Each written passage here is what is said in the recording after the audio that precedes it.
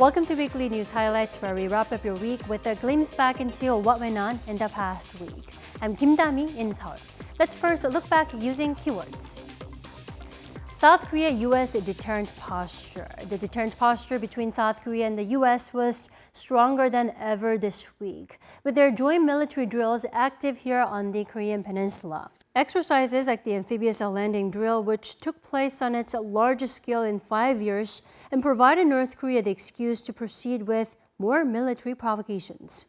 When we thought things are headed in the right direction between Seoul and Tokyo, Japan took a step back by once again watering down history in its textbooks, including claims related to wartime forced labor and sovereignty over South Korea's Dokdo Islets. A roadmap toward a return to normal following the COVID-19 pandemic was rolled out on Wednesday. One of the last remaining quarantine measures, the 7-day quarantine mandate, will be cut down to 5 days. Tensions remained high here on the Korean Peninsula this week. On Monday morning, North Korea fired 2 fresh rounds of short-range ballistic missiles into the East Sea, in yet another show of discontent over joint drills between Seoul and Washington. And Monday's launch was also the 8th provocation of its kind this year, coming just 8 days after their latest ballistic weapons test. Also on Wednesday, North Korean leader Kim Jong-un said the regime should be perfectly prepared to use its nuclear weapons anytime and anywhere. He said this as he reportedly is guiding the North's nuclear weaponization project. According to the North state media, Kim said it's crucial for Pyongyang's security, as being a solid nuclear power will protect its people from, quote, enemies. That wasn't it. North Korea reportedly tested what it claims to be tactical ballistic missiles loaded with simulated nuclear warheads. In response, the U.S. made it clear Washington will continue to build its defense capabilities against the regime's evolving nuclear threats. Our Singh has more. Speaking at a virtual press briefing on Tuesday, U.S. National Security Council spokesperson John Kirby says the U.S. will continue to build its defense capabilities against North Korea's evolving nuclear threats, adding that the regime has been ignoring Washington's calls for dialogue. According to Kirby, the U.S. has not changed its desire to sit down with the regime in Pyongyang without precondition to find a diplomatic way forward to the verifiable denuclearization of the peninsula. However, he added that Washington is aware that North Korea is trying to improve the capabilities of its ballistic missiles and will continue to pursue its nuclear ambitions. So in response, he says the U.S. will continue to make sure that it has the appropriate military capabilities and the appropriate readiness to use such capabilities to protect its national security interests and those of its allies, including South Korea. His comments come as North Korea has been testing tactical ballistic missiles capable of mounting simulated nuclear warheads. At the same time, North Korean leader Kim Jong-un has reportedly been guiding the regime's nuclear program, calling for the expanded production of weapons-grade nuclear materials to further increase its nuclear arsenal. According to the North State-run Korean Central News Agency, Kim also called for flawless preparation for the use of nuclear weapons anytime and anywhere. Meanwhile, during a Senate Armed Services Committee hearing on a defense budget request on Tuesday, U.S. Secretary of Defense Lloyd Austin said Washington and Seoul are working to strengthen their joint defense capabilities against North Korea's evolving threats. He also reaffirmed the U.S.'s commitment to providing extended deterrence for South Korea and Japan, stressing that the 3 countries are able to demonstrate their ability to respond to any North Korean provocation. Singh, Arirang News.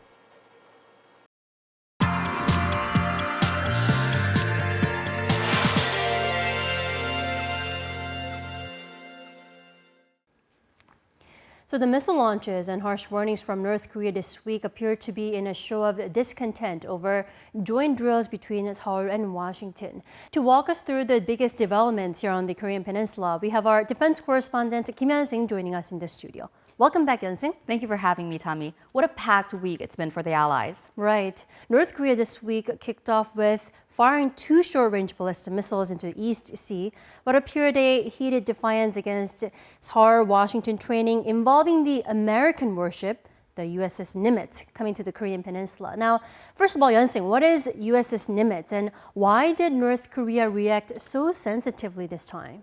Right, so let's start with the USS Nimitz. It's one of the world's largest warships.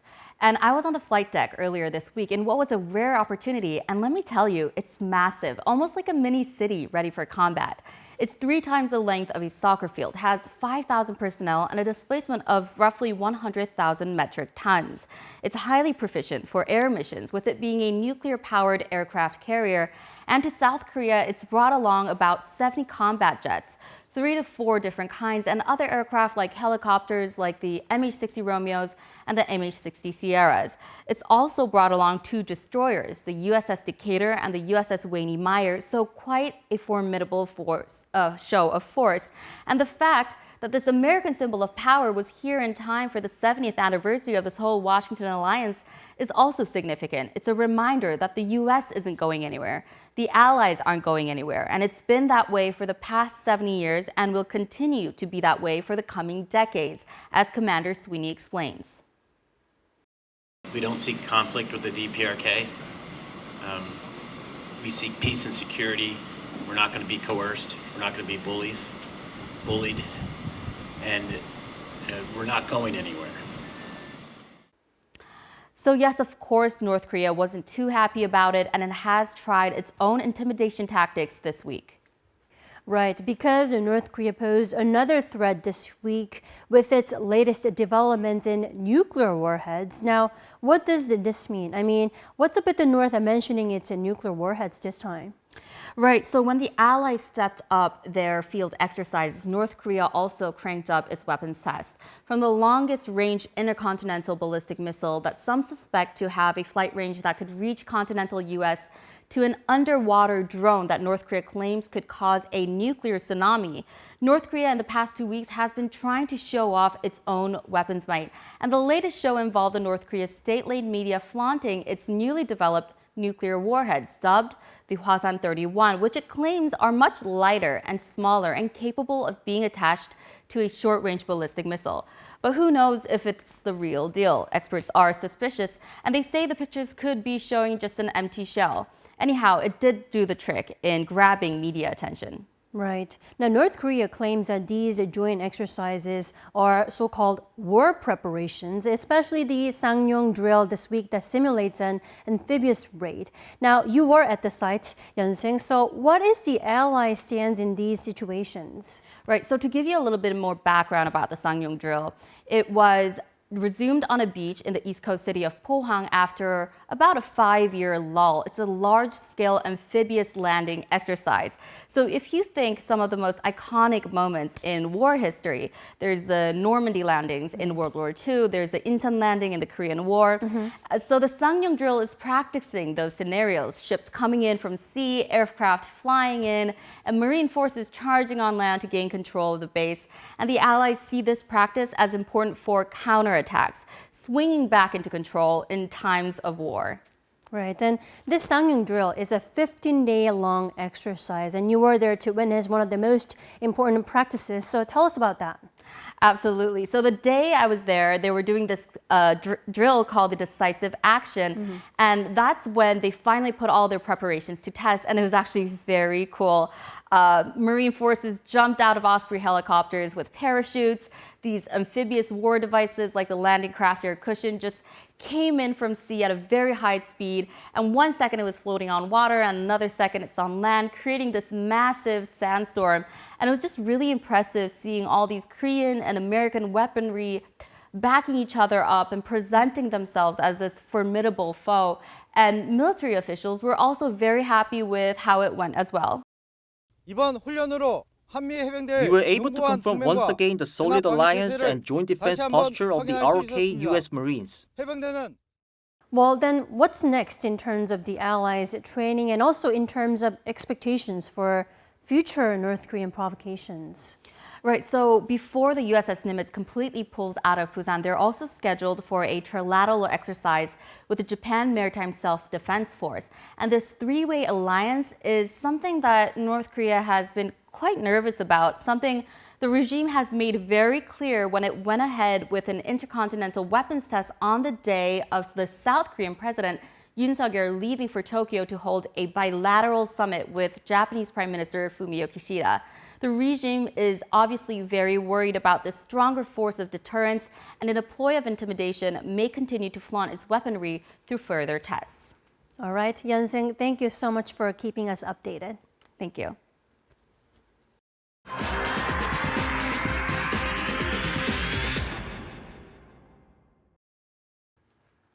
While Seoul and Tokyo were believed to be in a forgiving, reconciliatory mood following the Yoon-Kishida summit, things seem to have gone wrong, with Japan giving a green light for its textbooks to contain false historical claims. Let's first turn to our foreign affairs correspondent, Choi Min-jung.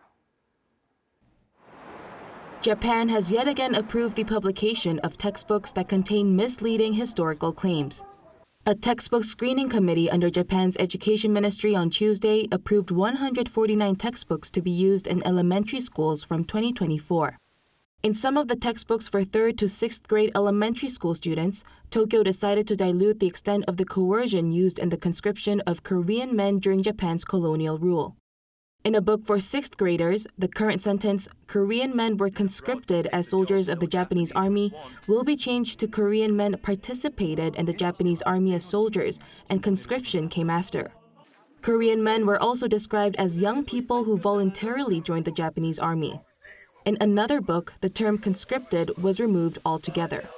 The current elementary school textbooks do not contain content on the so-called comfort women, so not much is expected to have changed regarding forced labor. But in one of the textbooks from next year, the term "brought in" will be changed to "mobilized" when describing that a large number of Koreans and Chinese were forcibly brought into Japan. Japan has also further solidified its claim over South Korea's Dokdo Islets in the East Sea. More textbooks will describe Dokdo as being an inherent territory of Japan, or that Korea is illegally occupying the islets. Seoul's foreign ministry on Tuesday summoned an official from the Japanese embassy in Korea and strongly protested Tokyo's claim to Dokdo, saying the islets are clearly Korea's inherent territory historically, geographically, and under international law. It also expressed strong regret that forced labor is being described in a way that dilutes the nature of the coercion. The ministry urged Japan to behave more responsibly in educating future generations. As it says, having the correct historical awareness lays the foundation for establishing a future-oriented relationship. The changes in the textbooks come as the countries were off to a fresh start following South Korea's announcement of compensating Japan's wartime forced labor in the Seoul-Tokyo summit. Choi Min-jung, Arirang News. Here are the contents in the textbooks that elementary school students in Japan will use starting next year. On Japan's wartime forced labor, the Japanese government approved changing the expression that Korean men participated in the Japanese army as soldiers from the original expression of conscripted, hinting that serving in the military was voluntary, not forceful. The same applies to changing of forcibly brought into Japan to mobilized instead. Now, Japan's false historical claims also include sovereignty over South Korea's easternmost islets of Dokdo. The latest textbooks also describe Dokdo as not just Japanese territory, but indigenous territory of Japan, and that the islands have been illegally occupied by South Korea for 70 years. This isn't the first time, though. Japan's watering down of history in textbooks dates back to the 1980s. In 1982, Japan's Education Ministry ordered calling its invasion of China the entrance to China. And then in 1997, a right-wing organization that publishes new history textbooks was established, and then they pumped out 8 textbooks with incorrect history in the 2000s. Tokyo's persistent false claims in textbooks accelerated under the former Abe administration. Elementary textbooks that insist Dokdo belongs to Japan were approved in 2010, and the Japanese government did omit the expression of wartime sexual slavery over concerns that the term could be misleading. So last year, high school textbooks did not include the phrase. Regarding forced labor, forcibly brought in became mobilized. When derailed bilateral ties between Seoul and Tokyo appear to be finally back on track after the Yoon-Kishida summit, yet another round of whitewashing of history by Tokyo is evidence of further bumps in the road ahead. A new road map was rolled out to modify the COVID-19 crisis level under a three-stage quarantine system. The new adjustments include the mandatory quarantine being cut from a week to 5 days starting this May. Let's turn to our Choi Soo-hyung for details.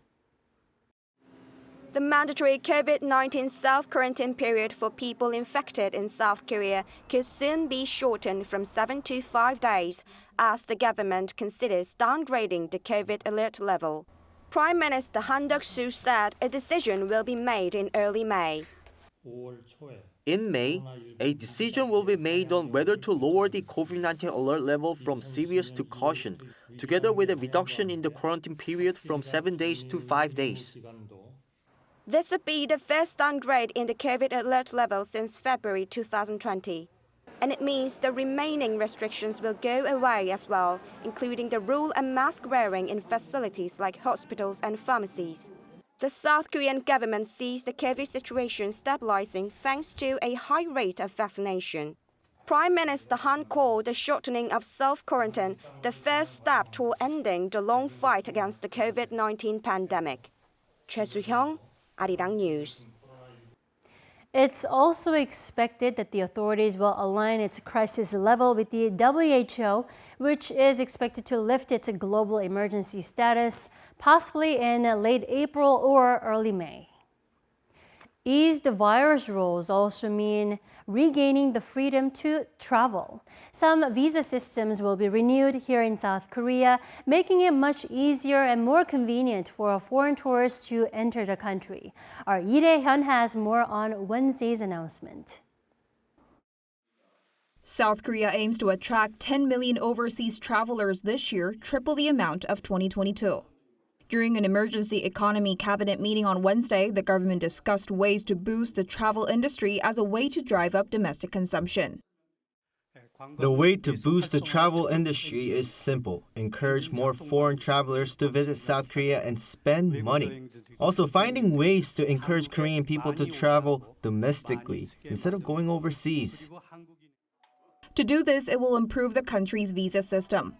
By the end of 2023, people from 22 nations, including Japan, Singapore, U.S., and Canada, will be able to enter South Korea without needing a Korea Electronic Travel Authorization, or KETA, if they are traveling for sightseeing and attending events.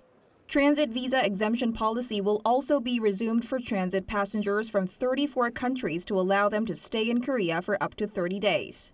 For Chinese tour groups, if they transit through the southern island of Jeju, they are now eligible to stay in a city where the domestic airport they use is located or Seoul metropolitan area for up to 5 days. Digital visa issuance for group visitors from Vietnam, the Philippines, and Indonesia will also be eased as well. New visas for high-income foreigners and young people will also be established. The government also aims to increase the number of international flights to pre-pandemic levels. Flights to and from China will increase to around 950 per week by September from the current 63. Those from Japan will rise to over 1,000 flights per week from the current 863.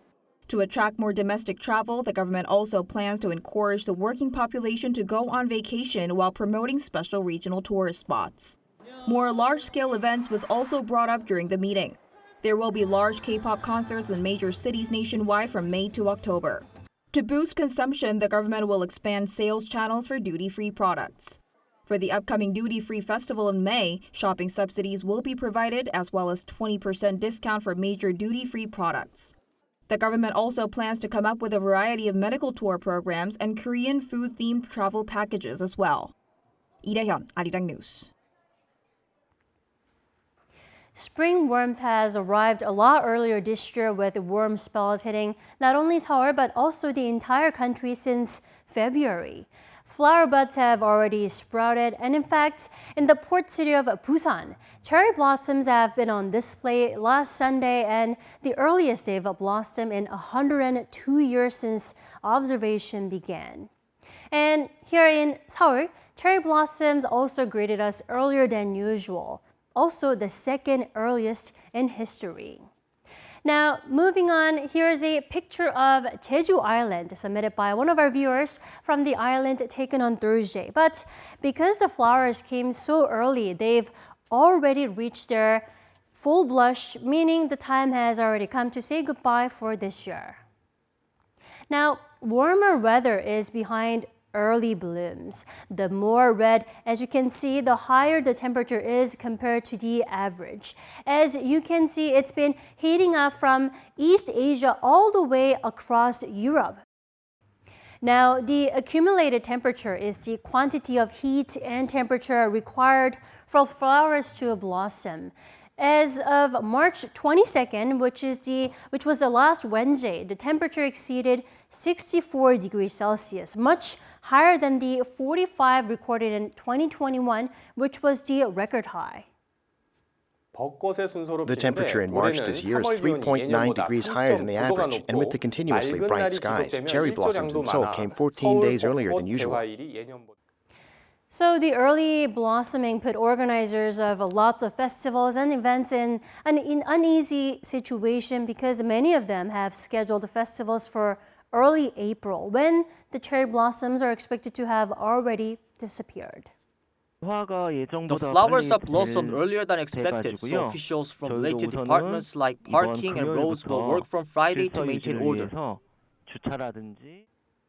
Now, the early visit by flowers also affects the ecosystem. There'll be no pollen for insects, and pollination will be difficult for plants. Insects have woken up, but to no flowers and nothing to eat, and plant fertility is low. Global warming has now invaded our right to enjoy spring festivals and directly is hurting the ecosystem. But here in Seoul, we still have some time to enjoy the cherry blossoms and enjoy the scent of spring at the royal palaces in central Seoul. Let's take a look. As spring arrives, royal palaces are awash with colorful blossoms. Visitors to Changdeokgung Palace, one of the 5 major palaces from the Joseon dynasty, get to enjoy this lively season. It's been really amazing so far, being able to come see the castle, especially the cherry blossoms at the backdrop of all the kind of historical architecture. It's just a very calming place to be. It's very nice. Everyone in the traditional clothing as well, so it's very pretty sights. All the flowers, all the older buildings as well. It's very cool to see. This time of the year, special guided tours are also available.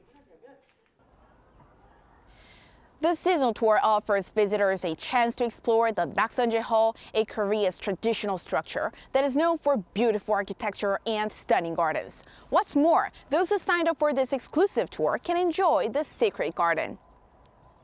Standing next to the pavilion towering over the garden hill, tourists get to capture a beautiful view of the spring landscape in one glance. The tree standing alone in the field evokes a sense of tranquility. The famous apricot tree in the neighboring Dokdo Palace also signals a season of new beginnings. Tourists can travel back to the Joseon dynasty during the 90-minute guided tour. A rare glimpse into the interior halls and backyards is a charm. Someone put me onto this special tour of Dokdo Palace in Seoul, and I managed to snag a ticket despite it being in high demand. It was a sweet experience, being able to check out the palace's interior in more detail, including some paintings and artifacts that are usually off-limits to the public.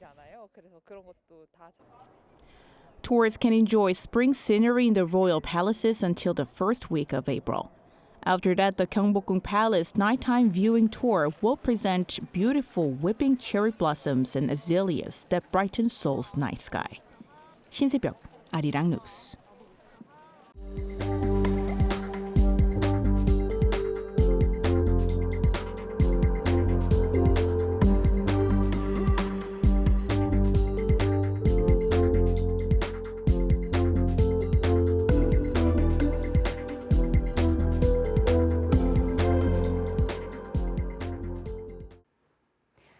That is all we have for this weekend's weekly news highlights. Enjoy the rest of your weekend.